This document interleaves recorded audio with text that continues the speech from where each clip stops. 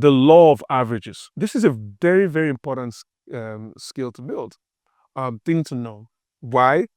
Because if you don't know this, you will not understand how much input gets you your outputs. There is nobody on the face of the earth that can close everybody. Nobody, right? Even, someone that you would probably consider the greatest salesman in the world, Jesus Christ, told a story. And in that story, only about 25%, he had about 25% success rate. And even the 25% success rate was varied. So if you really calculate it, you're looking at something around the 13 to 15% success rate if you think about maximum success, right?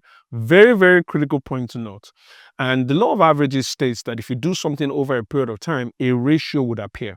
That ratio becomes how you then relate with that activity. So what does that mean?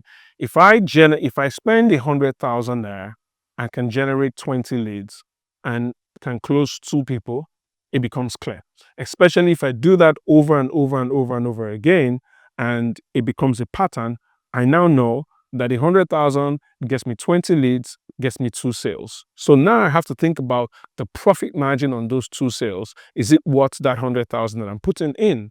Because now, if it gets me 2 sales, those 2 sales have a cost of customer acquisition of 50,000 to me, right? So if I'm not able to cover that cost, then I'm doing something wrong. Except if, again, those 2 sales become an introduction into my community or into my system, and then you can then have other things being sold to them. So for example, it's said that McDonald's spend a lot more than the initial average buy to attract the customer, because they know that when you come in, they can always upsell you into all the other things. So the law of average, nobody closes everybody. Nobody has that capacity. Nobody would ever will. And if you really check it, you would find.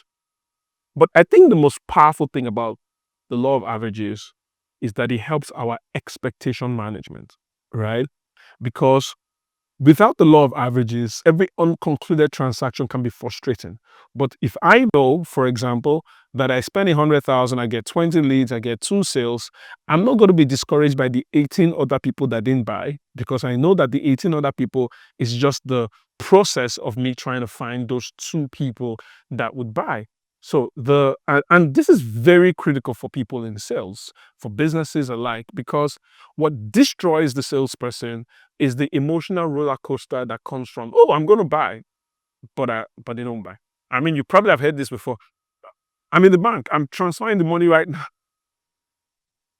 and then the person hasn't picked your call for 6 months. Maybe he was kidnapped in the bank. But the point here is that if you understand the law of averages, conversations like that would lose their ability to knock you off your game, right? People, honestly speaking, people don't always say the truth.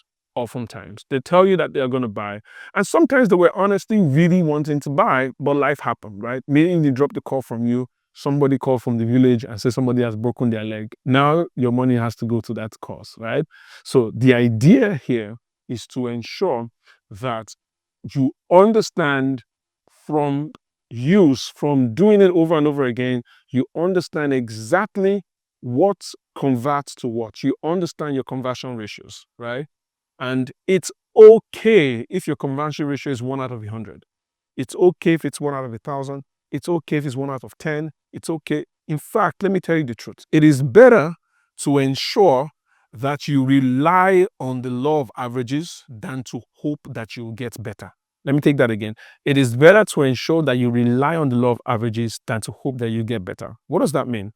It means that if I go through my sales process and I realize that I close 2 out of every 100, it is better for me to plan my entire life based off that fact than to hope that I can move that to 5 out of every 100. Because if I'm thinking about moving that to 5 out of every 100, I could get frustrated.